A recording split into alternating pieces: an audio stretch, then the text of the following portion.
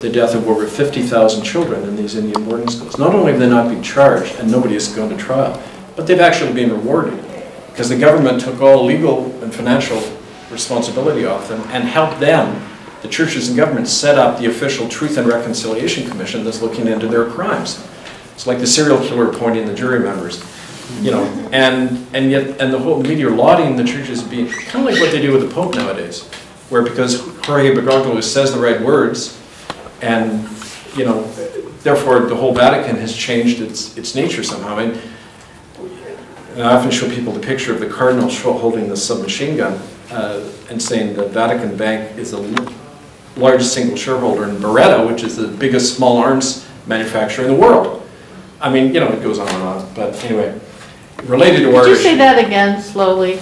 Because you said that yesterday when we were talking, and I think it's Beretta. really, Beretta, you know, the whole image of it to just... Well, it's 38% ownership of major landmine companies as well. They're big investors in Monsanto. I mean, the list goes on and on.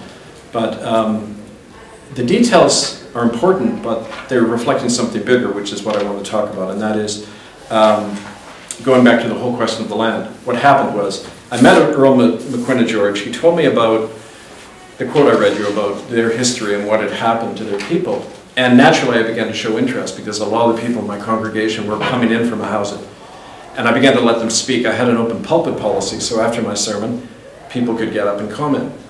And in the native tradition, at least out there, an oral tradition, they take that very seriously. So they sent their speakers. Earl George was one of them. And they would get up at the pulpit and speak. And he did. It went on for half an hour, and some of the older white people get up and leave, and angry and everything. It was an interesting change going on. But he began to tell the story of what's called Law 363. And essentially what happened was, using these laws I mentioned of the clergy reserves, which allowed whites to preempt the land, a guy called John Ross, who was a Presbyterian missionary back in 1903, he came out to a house. He declared that this is a United Church mission station now. He got 200 acres from the federal government, from the Crown of England, and opened a church and the house at residential school, where half the kids never came back, died there. And he got this land. In 1953, the church sells the land, it's 200 acres of the best land in a house. He sells it to this company, Macmillan Bloedel, which was the largest logging company in British Columbia, and guess what? Major funder of the United Church of Canada, which I subsequently found out through a thing called the Macmillan Family Fund.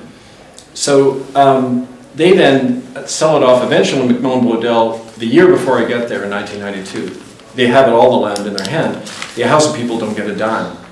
Okay, they've had their land stolen through the church, the missionary. Okay, so stupid, naive me, right? I look at the statement of the United Church, and they got a great policy. Like these churches often have beautiful sounding policies on these things, right? It says, and this was reiterating a statement from the World Council of Churches in 1982. It said, any church, Christian church, with the indigenous land in their possession must return that land without cost to that indigenous nation. It's a policy, standing policy that was binding on the United Church. So I just pulled that out and I said, hey, okay, well, I wrote a letter. I wrote a letter to my local presbytery, and I said, I've been speaking to House of Elders, and they've said that basically we stole their land. I think we should return it to them under our own standing policy. I never heard back. 4 weeks later, they began to meet with my church board and arrange my secret removal, which all came out in my defrocking trial, which also happened. It was the biggest defrocking in United Church history, $250,000 they spent, and the only public one, because it was like a show trial to say, this is what's going to happen to you if you start talking about church land dealings, etc., and genocide. Macmillan Family Fund, I mean, you know, the same year I got fired, they donated to the other United Church in town, kind of the payoff for getting them their land. All the people were coming forward with this evidence, and in a nutshell, what happened was I wrote the letter, didn't hear anything back. 2 church officials come into my church 21 years ago this month, actually. Wait a minute, what is this? No. January. 19 years ago, sorry. And they call my wife and I down to the office, and they say, you're being removed. Don't give cause, don't give notice, anything. And if you want to stay in the United Church, not just in this job, but if you want to keep your livelihood, you have to agree to a psychiatric evaluation, of course, and pastoral retraining, which is, I think they call it re-education in China, with 2 kids to support, unpaid. So I said, you know, I'm quite willing to do any kind of retraining, but psychiatric evaluation based on what? Where's your evidence? They wouldn't provide it. They said, agree or you're out. I had to agree by February 9th, because February 10th, besides being my birthday, was the day the Royal Canadian Mounted Police were opening their official investigation into the Alberni Indian Residential School and all the claims of murder that had been surfacing primarily through my pulpit in Port Alberni, because people were getting up and sharing this. Okay. So that kind of started the whole ball rolling, and it's always been about land, because subsequently, and the real reason that I was getting the slam dunk operation by the church, you know, people kept saying, why would they spend so much time and money getting rid of one minister? Okay, it didn't make any sense. Logically, it doesn't make any sense. Because as they pointed out in my defrocking trial, a lot of other ministers were doing exactly what I was doing, you know, social justice projects among neighbors. I mean, why this guy? So it came out subsequently that Weyerhaeuser, which is I think is the biggest logging company in the world, it's based in Seattle, American multinational. They were buying up McMillan Bloedel. It was the biggest corporate acquisition in British Columbia history. A little backroom deal going on. The reason they were buying it up because of all these lucrative stands of old-growth cedar. They're only about 1% of the original old-growth. These are 300-foot trees, 20 feet wide. These were the grandfathers. These were like enormous old-growth cedars. Still a few of them on the island. Weyerhaeuser wanted their maws on that, right? And McMillan Bloedel had the tree farm licenses, but the ones who had to give authority were these churches that were holding on to the land, because they're missionaries that got the land. So they needed the church on board. My letter said, hey, wait a minute, we should give it back to the houses. So we're in a collision course there, but also the church would have been exposed not only as a dealer in stolen native land, but the whole history of the residential schools would have come out. And they were scared shitless about that, because that very same year the first lawsuit began. It was an interesting conjuncture, all these things coming together. The first lawsuit in history began a month after I got fired, February 1995. Alberni residential school students suing the United Church and federal government for horrible, horrible stuff. Subsequently, 10,000 lawsuits began. There's a whole other history we can talk about. But that was a spark that started it all.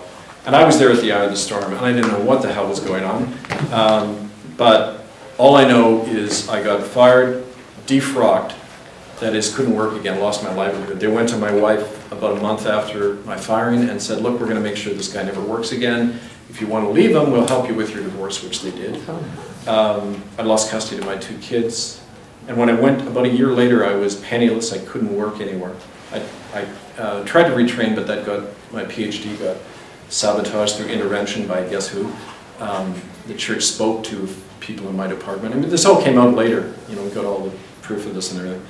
And I was rock bottom, because when you lose your kids, I mean, you know, they know you take away your livelihood and take away your family. Most people are blotto after that, and which I was, you know, as I mentioned earlier, it was a dark time. So, but what happened right after that,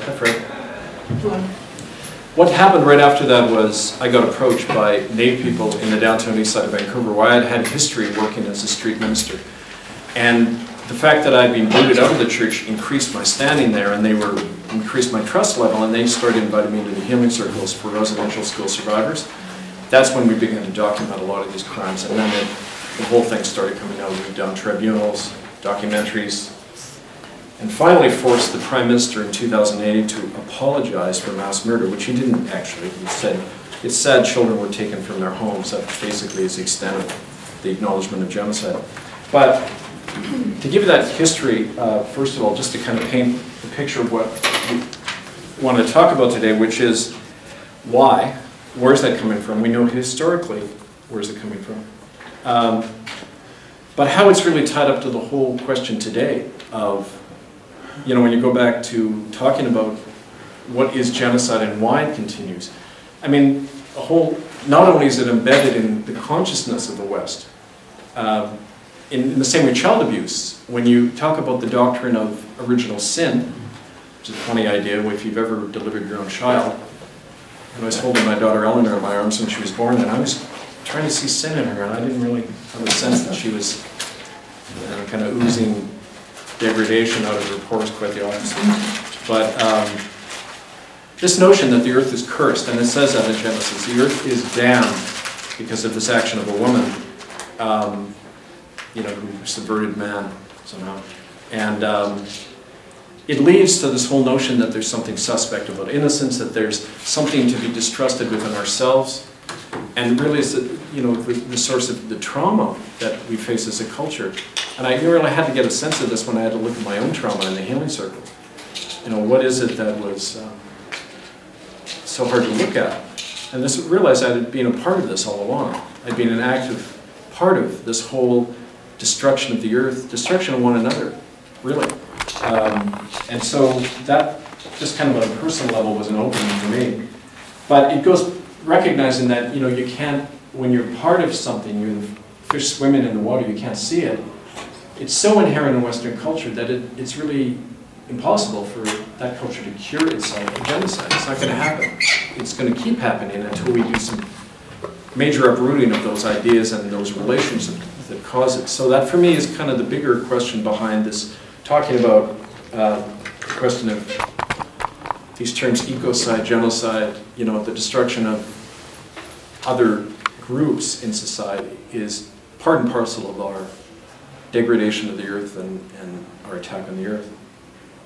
I've seen you attacked online in the comments on YouTube and stuff like that, where they call you all kinds of fraud and stuff like that. Can you explain that movement? Who's behind that? What their tactics are? I don't think it's coming from one source. I think that there's a number of reasons. I know that initially when we held our first tribunal in the spring of 1998 in Vancouver, right after that, and we got this from somebody who had been recruited to do that, the government's very worried, the RCMP were very worried, because they were the ones who used to go and grab the kids from the village, bring them in, and then run down the runaways. So the RCMP are the ones investigating the residential schools? I don't think so. But they had a vested interest in keeping this. So it came out later that they had sent people into our group. It was called the Circle of Justice, that had sponsored the tribunal, where we invited in a UN group called IRAM, International Human Rights Association of American Minorities, and they had overseen the first tribunal where a lot of the stuff first came out and was documented.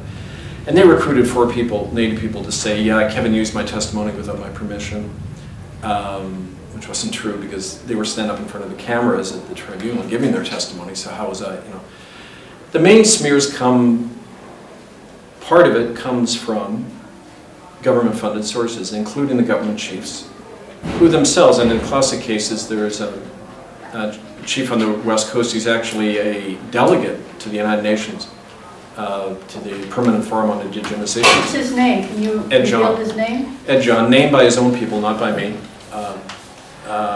as somebody involved in some pretty harsh things, put it that way.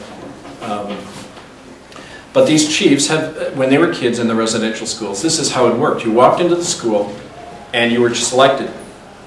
And if you would collaborate and inform on your fellow kids, you weren't raped as often. You were given a bit better food. It was the classic divide and conquer. And call it Stockholm Syndrome, call it whatever, people, they tend to identify with your oppressor when you're abused. And I see this all the time in healing circles. People do not want to testify against their church. They don't want to name the name of the person who raped them. They don't want to talk about this. Not only because it's painful, but because there's this subconscious identification with the system and the people who did it. So part of that is what it is. It's not there's no consensus on this, either in the white world or in the Native world. Some people want the truth coming out, others don't. Some of those people are angry that it took a white guy to talk about this when none of them had been listened to, and so they gave up. Or their leaders told them to shut up about it, which was common, right? So it's that. Like the smears all come down to a few basic things, which is designed to doubt a person. So you say, well, he's taken money, they've never used this, they usually use crazy, dishonest, or sexual problems. Those are usually the 3 main things they use on whistleblowers. And they haven't used a sexual one, I don't know. But the others, yeah, they do that. So I don't want to paint everybody with a brush. You don't have to agree with this stuff. Fine, let's talk about it. But I just say let's base it on evidence, not hearsay and innuendo. And that's what all of this stuff is. It's just innuendo. It's not, okay, well, give me some. Like Noam Chomsky, I met him once in Boston at MIT, and he read my book, and he said, yeah, well, this thing about smears, he said, the FBI used to say that I slept with my grad students. And I was asked on 60 Minutes if it was true, and he said, show me the evidence. You said what? Show me the evidence. Oh. And that's what I always say. Okay, let's look at the evidence, talk about it. Let's bring it into court. I've never been sued. In 20 years, naming the government and the churches and now the Vatican and others as perpetrators of crime against humanity, don't you think that if they had a shred of evidence, they would have put it into court now and tried to get a gag order to stop it? But it's never happened. Because the last thing you want to do is get this stuff into a court of law, into the public record. You want to just get everybody so afraid of the whistleblower they don't want to talk to them or even think, and then worked for many years. It worked very effectively. But enough of the survivors came forward that it couldn't be denied anymore. So now they put their spin on it, which is, if you look in Canada data, they'll say, yeah, children died, which is not what they said before. They just flat out denied it. Now they say, yeah, children died, but it wasn't intentional. You know, we had a good plan and there were some bad apples in there. Well, then they have to explain why the death record was, if you look at the death records, which we published online for over 12 years, 50% on average death rate for at least 50 years. From the same practice of taking healthy children, locking them in the same dorm as kids dying of tuberculosis. As a practice, their own Dr. Peter Bryce, the government health inspector, described that in 1909. It was the front page headline on the Ottawa Citizen newspaper. 69% death rate in the Sarcee Indian School in Alberta. Boom, right there. And yet you look at it, and you don't want to look at it, the will to deny, and you say anyone talking about that is crazy. But it was intentional genocide to depopulate whole areas of the country to get the lands and resources under the guise of religion, which is how you always do it. It's that simple. And so you demonize the whistleblower, say they're crazy, we're trying to reconcile and make better with the Indians, and Kevin Annett's getting in the way. I mean, it's not unusual. It happens to anybody who keeps pushing the envelope. So I'm not unusual in that sense, right? That's a long-winded answer to your question. I appreciate it. Good answer. Okay. To give everybody a sense of how much this is, could you give them the death rate at Auschwitz and the death rate in the schools? Right, we published that in our book online. The death rate, Auschwitz wasn't an extermination camp, but a work camp. Birkenau was the death camp. Mm-hmm. But in Auschwitz, the annual death rate by 1944 was about 20 to 25%.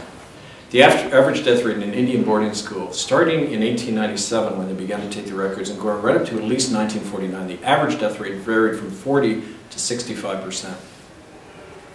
So that's half to two-thirds of the kids are dead. And then that doesn't count the number who then die after going out of school, or the ones that then pass it on to their next generation and they start killing themselves, which is, I've done so many funerals in the downtown east side of people dying in their 40s from diabetes, killing each other, killing themselves, violent deaths, criminal. It's like the death rate is just as high now in the Aboriginal world as ever. And so that's genocide. That's a genocide machine that hasn't been turned off. And why would it be turned off? It's worked so far for us. Sorry, you had a question. When did it start, and is it still going on? The schools were closed in 1996, but they were privatized in the sense that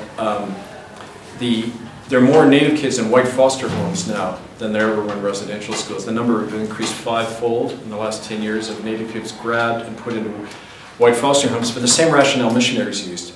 You know, they're disadvantaged in these families, they're going to be hurt, they need a better environment. That's what a colonizer always says. Right. You know, we know best. You got to be different. And so the cultural genocides continue. The loss of languages, there's about 50 native languages in Canada now. They figure there'll be 3 in another generation. I mean, it's dying off at that rate. And yeah, so. And when did the schools start, or this was just has been going on? 1889 was the first one. Oh. And we published online, and I'll mention this in a minute, we produced, for our first common law court, we put all the evidence up online. There are 150 exhibits we've put, and I've got a set of the DVDs with me, which I'd like you to reproduce and share with you all. But the first year a Western residential school opened in 1899, the death rate was 38% that first year. Now, if this was a condition, like conditions gradually got worse to account for the high death rate, why would it be there the first year? Unless it was intentional, it was a system set up from day one. So it shows you that their whole argument of non-intentionality is bullshit. I mean, it was planned from the beginning. And the parents, like what, it was like the Stockholm syndrome, that they tried to rationalize, or they believed? They had no choice, they had to sign away legal guardianship. I found a document, you know, this is one of the things that endeared me to church and government. The year I got fired, I started a PhD at the University of British Columbia, and I found all these documents that had just been acquired by their library. One of them was a thing called the application admission form, and it forced every native parent to sign away their guardianship right to the principal. So they lost legal control over their own kid. At that point, they had no option. They didn't anyway as Indians, but this kind of made it, it's up on line. There's so much evidence. I mean, here's a picture of kids in the Sarsi school with, you can't see it very well, but they have bandages around their heads. They've got open tubercular sores, and they're sitting with healthy kids. All three of these kids subsequently died. I talked to the woman they're her relatives. They all died of TB that same year. But before penicillin, the only way you treated TB was you put them in a sanitarium the same day. But in the Indian world, no. You not only keep them together, you house them together, you lock them in together. On our film, Unrepentant, it's a documentary we did, we have 3 or 4 people describing how the nuns would lock them in at night and even nail the windows shut so no fresh air could get in. And this was deliberate, decade after decade. Now again, it goes back to the issue of the land. That's, if you want to get the land, the resources, you got to traumatize people so bad. They're never going to assert their rights. They're not even going to get together and work together as families. I mean, the internecine warfare and the conflict within Aboriginal families is unbelievable when you're working on the ground with people. And the self-destruction and everything, it's just, you know, you can't describe it, you've got to experience it.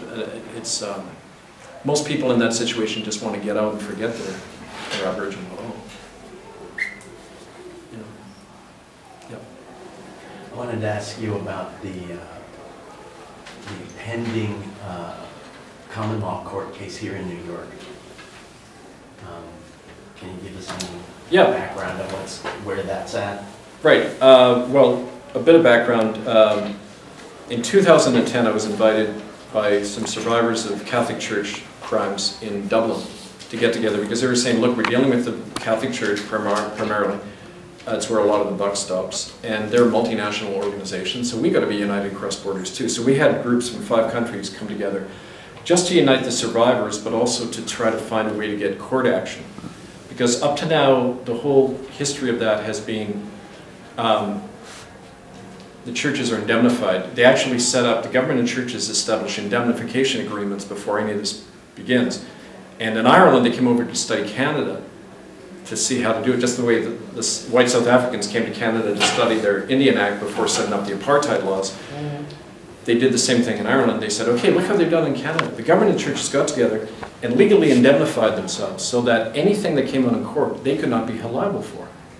And if you're a survivor of one of these crimes, you can get the grand sum of $10,000. If you can prove you went to a school, how likely is that? I mean, are you going to find the documentation if you're living down on Skid Row in Vancouver? How? You can't. But even if you're able to, you have to sign off any legal action against the churches. You indemnify them, and this form says, I release you forever from any responsibility. So you can legally get it, and that's the purpose of these court cases, to basically indemnify the perpetrators and gag the survivors. And that's the last thing you do when you're trying to recover, is to not be allowed to speak, right? All the Native organizations were on board. They were getting money from it, all these personal injury settlements. Everybody on the ground, everybody I was working with, the money came into the downtown side of Vancouver from these court settlements, and the deaths from drug overdoses and alcoholism went right through the roof. That's what, you know, you hand somebody that kind of money, what are they going to do? $10,000 to... Somebody said, Harry Wilson, who died, he said to me, it's not enough to change your life, it's just enough to buy a funeral with. And that's exactly what it did. People died as the money went into the community. So again, you know, the attitude is, well, that's not an accident. You know, it's just another device. Now, I haven't answered your question. We formed the ITCC, the International Tribunal on Crimes of Church and State. That's what's been up online for 4 years now. 2 years ago, the ITCCS thought that it would be good to get together, since we were given an offer from some jurists in Belgium to set up what was called a common law court of justice. Now, that's because we recognize that the court system is compromised completely on this stuff. The example in Canada of that was that the courts ruled time and again that the issue of genocide by the Crown and the Vatican could not, it was ultra vires. It was outside the jurisdiction of this court. That is, Crown-appointed judges could not rule on the criminality of the Crown, right? So you need another legal mechanism, because the people would come into court, they'd get a bit of money, the churches would get off scot-free, and people would be worse off than before. Okay? So we needed another legal mechanism, like at Nuremberg. Because the Nazis' defense lawyers were quite right. They said you can't charge somebody for something that wasn't a crime at the time. But Nuremberg brought in a principle called post ipso facto justice, which means yes, you can be if these crimes were violating a higher law, the law of nations, the moral law, the, if you call it natural law, of inherency, inherent liberties and rights that people have, regardless of what their governments. Okay, so to invoke Nuremberg, we had to go outside the court system altogether, not just in Canada. So we invoked this tradition, at least within the English-speaking world, of the right of citizens to police themselves and to be the law, based on the jury system, which has a lot more of a foundation in America than it does in Canada. And we set up we put out the call for this first case about genocide in Canada. 58 citizen jurors from 5 countries volunteered and looked at the evidence. We subpoenaed 30 people, including Elizabeth Windsor, Queen of England, Pope Benedict, who stepped down after the verdict, actually, along with another cardinal we had subpoenaed, Tarcisio Bertone, the Secretary of State, Prime Minister Stephen Harper, church and government officials. We gave them the chance to respond. We sent them the summons. We did it totally. We had retired judges in Brussels working with us, legal experts. We did it totally above board. We gave them 3 months to respond. And they didn't, which under the law is a statement of you're not contesting a public charge being made against you, which means you're not going to defend your good name in public. It means you're not disputing it. And the verdict was they were guilty of genocide, crimes against humanity, and a criminal conspiracy to conceal that, and sentenced to 25 years in prison under international law, right? And the loss of property and assets and everything. So that verdict came down on February 25th. Joe Ratzinger had resigned on the 11th, and Bertone in June. And the guy who's in now was brought in as a house cleaner, and he's doing a very effective job thanks to Time magazine, Man of the Year. Of course, they named Adolf Hitler Man of the Year in 1938, so that's kind of tradition. But that is, okay, now you said the second case here.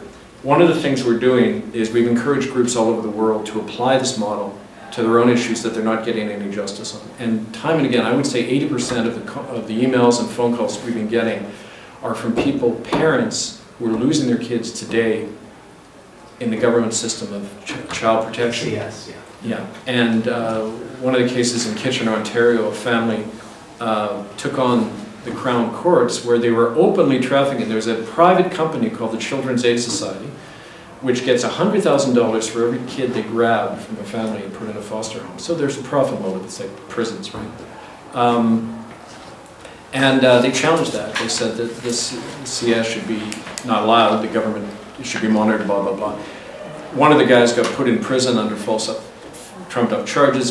They received a lot of harassment because they took the child of one of these families who was taken, Steve and Amy, which you probably read about on our website. Anyway, so that's the court. They're here in New York, some people on Long Island, and I'm seeing them tomorrow. We're doing a workshop on how to set up common law courts. There's kind of a manual we published online, and I'll hand out my card after. It's got all this at itccs.org. A common law training manual about what the common law is, how to set up juries, and to adjudicate matters, not just criminal law, but civil law. Any matter. There's a woman in New Hampshire who is setting up a common law court there to look into mortgage fraud, which is another big issue, right? So the sky's the limit on this stuff, and it's set a really important precedent.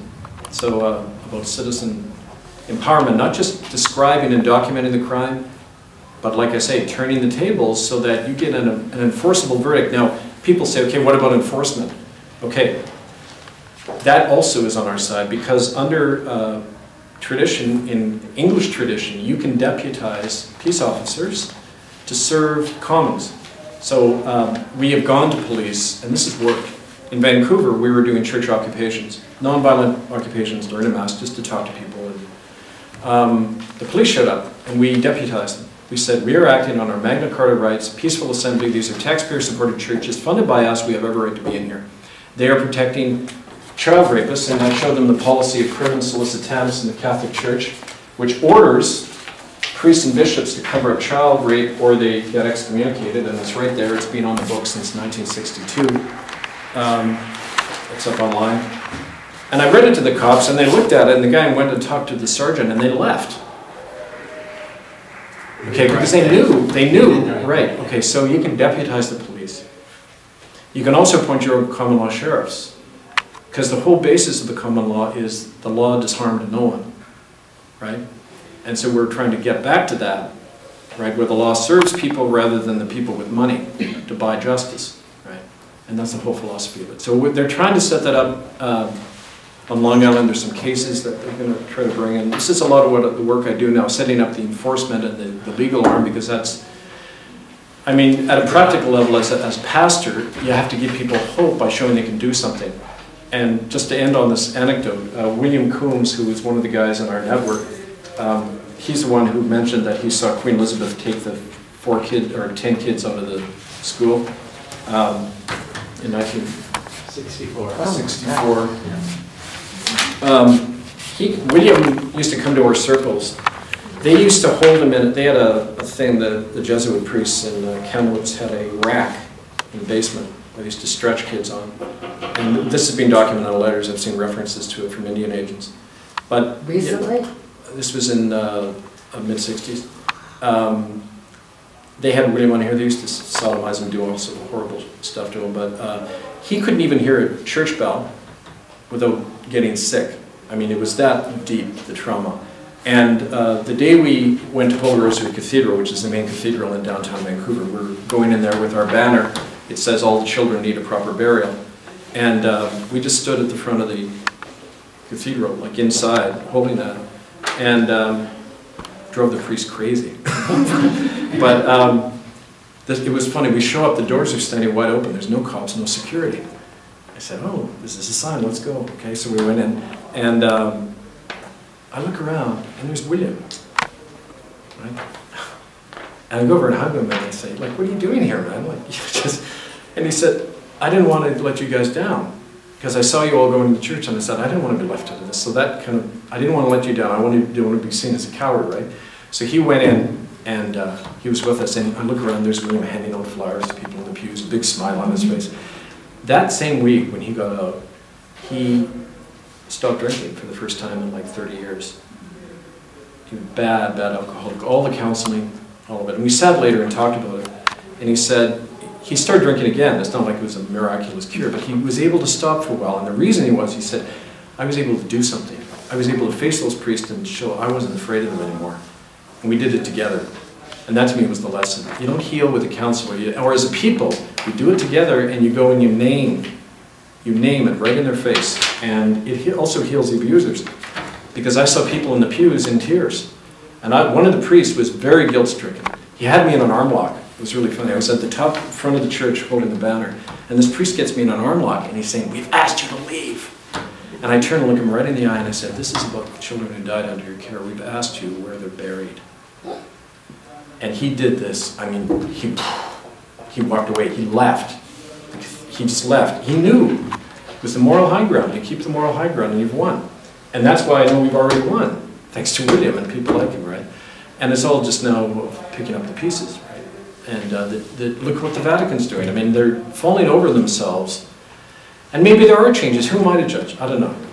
But the point is, it's the power of people standing on the truth. The truth has the power all on its own, and it doesn't even require human effort. You can be its receptacle, but you let that shine, and that's when miracles happen. Sorry for being so long-winded. No, it's okay. I was just going to ask you one more follow-up.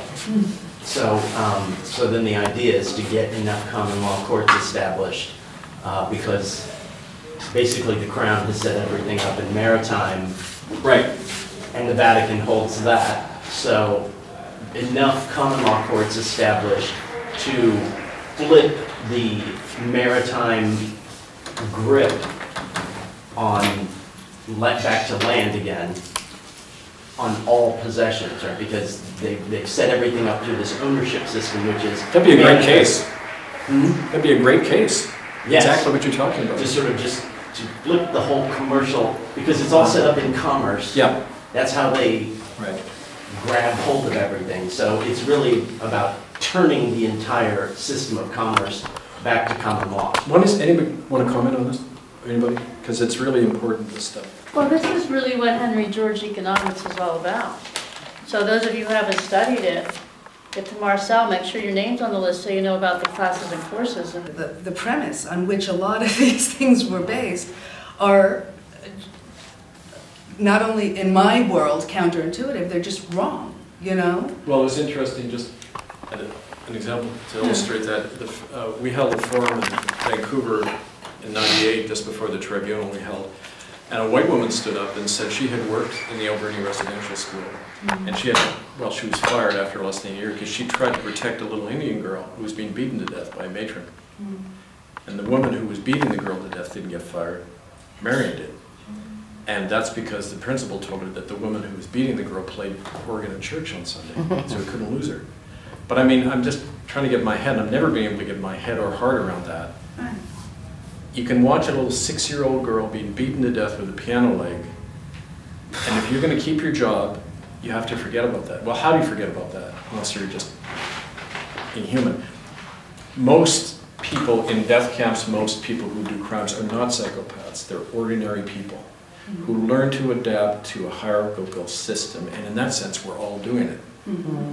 So really, to me, this study of how and I was always interested in trying to find people who worked in residential schools and talk to them, because they're no different than you and I. They adapted, like we all do, right, to something that we know is wrong. And in that sense, this story is really about us. And that's how I've been able to live with it, realizing I'm not fighting anybody. If anyone, I'm fighting myself. I'm looking at not fighting, but I'm trying to come to terms with something in us that's causing this. It isn't just about attitudes, it isn't just about laws, it isn't just about making money off stolen land and resources. It isn't just about thinking Christians are superior to pagans. It's all of that and more. And it's that more thing that this is part of an exploration. And so, but it requires real personal searching, and that's always hard for me. Wars in Central and South America, there's been a lot of forensic work, which I understand that it is going to be difficult to put an identity on an Indian child. But I've seen a lot of work done forensically in mass graves in Guatemala and South America. How is that moving along in Canada? There have been 2 attempts to do it outside the government system. Let's look a little more at this horrific topic of pedophilia and what we all know about it, because you mentioned something that you know that goes up to high levels. You've been looking at it. Jimmy Savile was a very well-known DJ in the UK. Everybody loved Jimmy. He went into the hospitals and gave gifts to the sick children. When he died, it came out he was a horrific pedophile, because people were essentially gagged, afraid to turn him in. No law would believe any of the people who had this perpetrated on. And he was closely associated with the top levels of royalty, leading up to Charles and Queen of England and so on. And so the people that are looking at this saying, this is not an isolated case of a bad guy that was getting away with sexual abuse of children. This is a chronic epidemic, and so you know something about it, you've heard something about it. Anybody else, can we talk about this sordid subject? It's so difficult to bring up. Well, just the word, first of all, I just want to caution people about the English language again. Pedophilia means friend of children. Love of children. Well, yeah. One of the 3 words, philia, is one of the Greek words for love, which means friendship. Okay. So it's like, I'm a friend, I love children as a friend. That's what the word means. I mean, that's total messing with your mind. So it's... Pedierotica. Yeah, it's child killing. So anyway. Well, did anybody hear, just saw on the news in the last few days, that Pope Benedict defrocked 200 priests recently, and then also Pope Francis had also, it was just on the leader lines yesterday. Did anybody else see that? Did it say why they were? pedophilia. It was just on the leader lines. I didn't really hear it. Did anybody else see this? Like leader lines on CNN? Have you heard of a bishop in, he's a Monsignor in Philadelphia, William Lynn? I don't know how much press this got down here, but he was the first Catholic hierarch ever to go to jail for basically upholding canon law. He protected, for over 40 years, he protected priests in the Philadelphia diocese. 1/4 of all the priests in the diocese were involved actively in child trafficking. And that's the known percentage. Trafficking, wow. Well, you can't have child rape without trafficking. It's part of the whole thing. It just, kids are passed around, they're damaged, it's covered up, I mean the whole thing. So human trafficking by 1/4, that's hundreds of priests in Philadelphia alone. So it's, when people say it's, I think the official line of the church, it's 3 to 5%. No, I mean, it's a culture of child abuse. And that's, you've got to name it for what it is.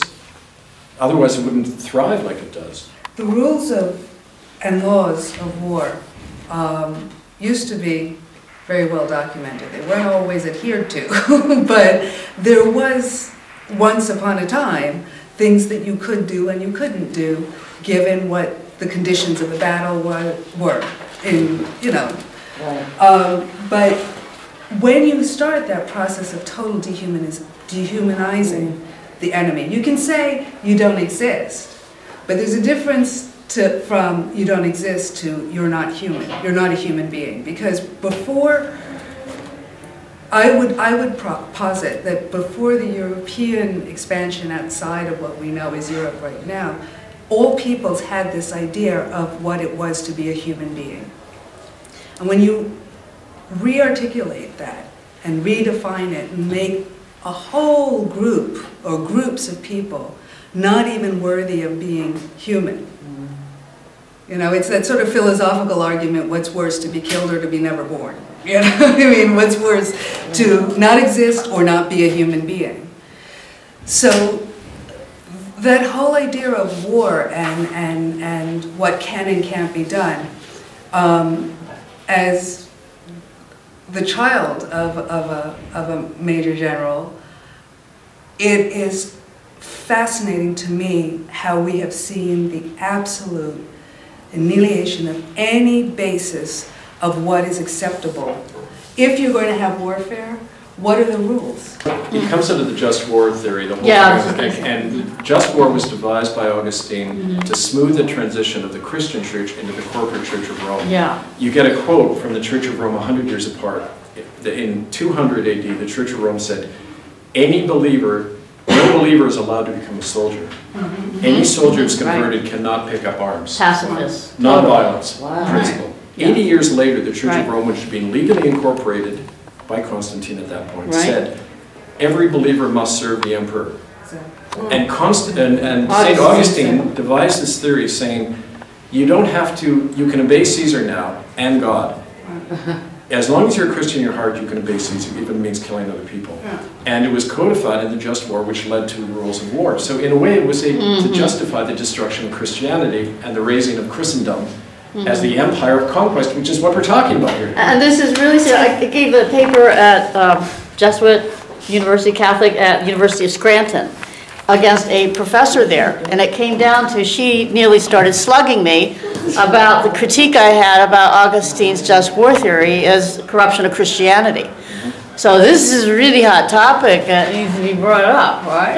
How does that even happen though? Over the past 15 years, where we have used, once again, religion, not Christian, you know, it's Muslim, you know, the barbarians, and these are themes that have always been rolling over and over and over throughout time. I mean, one of the things that I find fascinating is the same type of rhetoric that was really fanned and really disseminated on levels that were just, you know, in terms of the awesomeness of how it was rolled out, is very similar to what you were hearing in Nazi Germany, and in, you know, it's the same type of language. The Muslims now? Towards the Muslims. Towards the Muslims.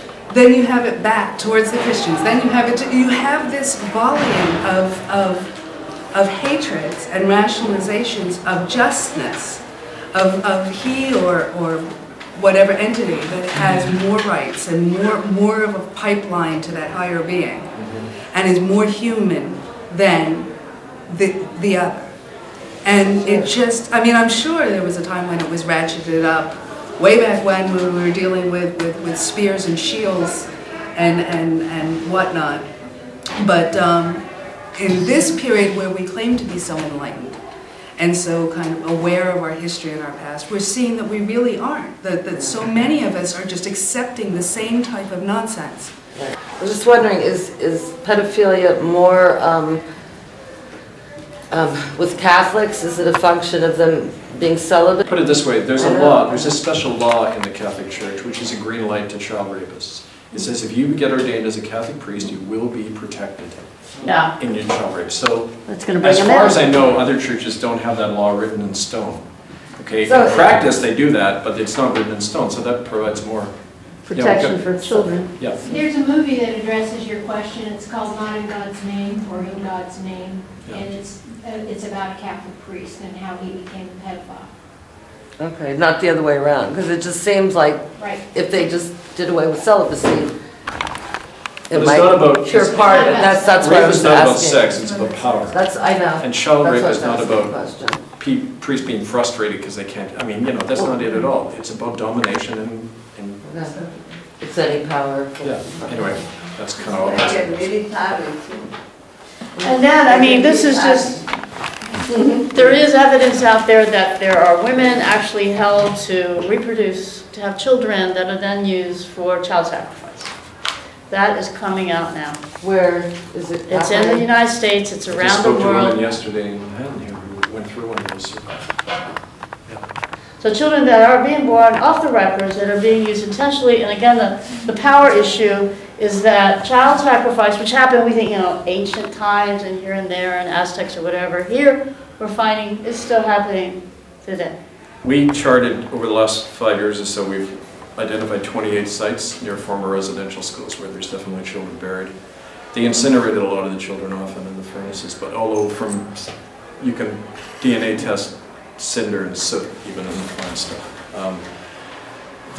I was invited in 2011 to go to the Mohawk Six Nations Confederacy around Brantford, and I got the letter from the 10 elders authorizing me to come in and start doing a ground penetrating radar survey, first of all, which is the first step. You try to find the location based on eyewitnesses who saw graves being dug and kids put in the ground. So we went there, we found definite mass soil dislocation, and experts said there's probably, you know, it was right at the spot where people saw kids being buried. So we brought in a consulting archaeologist, did a test dig, and actually, I have some of it with me. We found within about an hour, about 9 inches below the ground, buttons off school uniforms and bits of bone. And one of the eyewitnesses said when children were buried at the school, they used to plant trees on top of them to hide the remains. And these buttons were caught in the roots of the trees. That within about a week of that news getting out through what we call the Moccasin Telegraph, that was shut down. This, again, state-funded chief came in, the Six Nations Confederacy, with orders in the government to not allow that to continue. So that was stopped.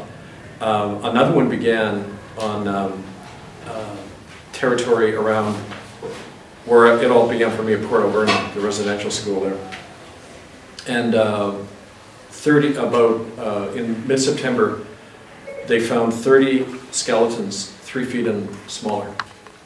Right in the spot where people had been telling me that they saw graves. In fact, we had a forensic team go in. Some of these guys had worked in Bosnia, and they identified, said there's sinkholes, it's got a classic pattern of graves. And right in that spot, these pipe fitters in September found 30 skeletons. Now, we call up the RCMP. No, we don't have any report of that. We call the media, they're not interested. You know, we call the police. You see, these skeletons vanish, and it's been going on systematically. The only way that's going to change is to get some group from outside the country to get some kind of warrant to come in and say, we're doing this dig, invited by the elders, under international law, you know, because the Canadian government is doing everything possible while they're talking about healing and reconciliation, to get rid of the evidence, and that's what you do. So, Why I don't can't know. the UN do that? Pardon me? Why can't the UN do that? Well, because one of the reasons is that, as one of the people put it to me once, a journalist who works here, he said, well, who wants to open that can of worms? Every country in Europe did it. You know, if you But talk people about know opening graves in Canada, they're going to talk about opening graves, you know. So politically, People know about Europe, pretty much. yeah, I don't know why. I can't answer that question, but I think politically it's a real hot potato. And Canada has exerted a lot of influence at the end for this stuff never to come up. In a way that's going to be actionable, not just, you know, kind of talk. Right. But, you know, bringing these kids home for a proper burial, doing the forensic analysis to determine cause of death. The thing you do with any crime scene investigation, right? Right. So that's the short answer. When I was consulted, there's been one lawsuit brought in America. It was brought against the Jesuits by the people, a group called the Tamaki Law Firm in Washington, and for crimes at the Jesuit-run schools in Pine Ridge and Rosebud reservations among the Lakota people, South Dakota. It was a settlement which was all paid for by the insurance companies. And as part of the settlement, the Jesuits required that there be a gag on all the survivors, because in the course of the court trial, this was amazing, the 2 state senators in South Dakota ran through a law which only allowed individual priests to be sued, not the Catholic Church as a whole, and you know, the political influence again. And one of the women who went with me to Rome, one of the times we went to the Vatican, Clarita Vargas, she described seeing a priest bury a newborn child under the floorboards of the Jesuit school in Omak, Washington, summer of 1971. And they went to the tribal police, they went as far as the FBI, saying, we want to see what's under there, we want the investigation. The FBI actually said to them, we'd have to get the permission of the Catholic Church before digging. I mean, you go to the suspected child killer for permission to dig under his house, since when? But there's a separate law, that's the reality. When it comes to the church, as I learned the hard way, there's a separate law governing them, and they hold themselves unaccountable. And so, until that changes, you're going to keep running into that politically. It's like people can have, like you said, there's well-meaning people in the pews everywhere, but as long as you've got this corporate structure that has the money and the political influence, you're going to keep running into this. And so, yeah, that's what we have to change. The ones held with the responsibility of taking care of the land and holding the history of the land are the ones we refer to as First Nations, Native Americans, whatever term one chooses to use to describe those particular indigenous people. And that's the indigenous around the planet.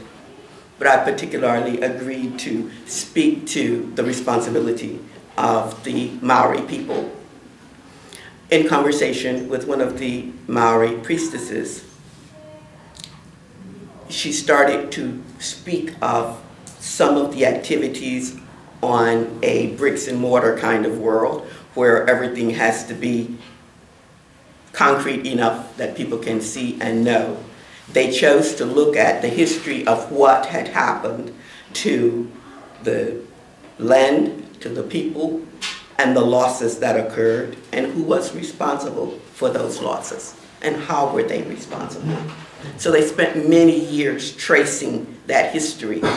And approximately 3-4 years ago, they took the ones they felt were responsible into court regarding the behaviors around the ownership of land. It has been so eloquently stated here in this meeting about what some of the issues were. And it had to do with the illegal removal of land, of wealth, and rights of the people. So the ones they identified as primarily responsible for some of the greatest loss that had occurred was the Vatican Bank. They very clearly wanted to make it an important statement that they weren't saying that the Catholic people or the Catholic Church was responsible for failure to do what they were to do, because most Catholic people are honest, God-fearing people who are trying to do the right thing. They go to church every Sunday because they believe in doing the right thing as far as they understand it. So that was not the issue. The issue had to do with the accumulation of wealth. And it's kind of easy enough with a little investigation on the internet to discover how much wealth has been accumulated by the Vatican. Little hidden, not exactly explicit, but if we do a little bit of the math, it was very helpful for them to accrue the wealth that they have accrued. And so what did the Maori do about it? Their legal group took the Vatican Bank and the City of London and others into court, the World Court. And what were the charges? The charges were that this wealth of the world had been removed and had been illegally held by a very small group of individuals who, at this point, probably far exceed the so-called 1% we talk about, in the sense that it's less than 1%. You can do a handful of people that own most of the world's wealth. They, in the World Court, won the case. And discussions have been underway since they won that case for all the rights of the people on this planet to be restored. And of course, as is the usual, it's taken a while because it's been at least a year or so that they literally won the case. Also some news that I think it was in Geneva, the United Nations was meeting with the representatives of the Vatican over the pedophilia and all the information that they're hiding. Yeah. Is that going to precipitate at some point some kind of, like they've been accepted as a nation in the United Nations, some kind of rejection of that organization based on their... Well, as long as you have that canon law policy in place, it doesn't make any difference what they say in front of UN committees, because there's no enforceability. They'll say, yeah, we'll clean up our act, you know. But Section 11 there says what do you do when child rape is reported in the Catholic Church, and it's placed under the pontifical secret. That's the term they use. It's like if you're told something in the confession, you're not allowed to talk about it. So if you're a Catholic priest, you're silenced from telling the police about a child being raped. That's policy everywhere in the world. So like, you know, when I was talking to some of the priests in Dublin, I said, you guys are all part of a criminal conspiracy, whether you like it or not. Right? That's what prompted some of them to think, well, maybe we shouldn't be. Maybe our vow goes beyond the church into something more fundamental. Right? So it's all good. It's like planting the seeds.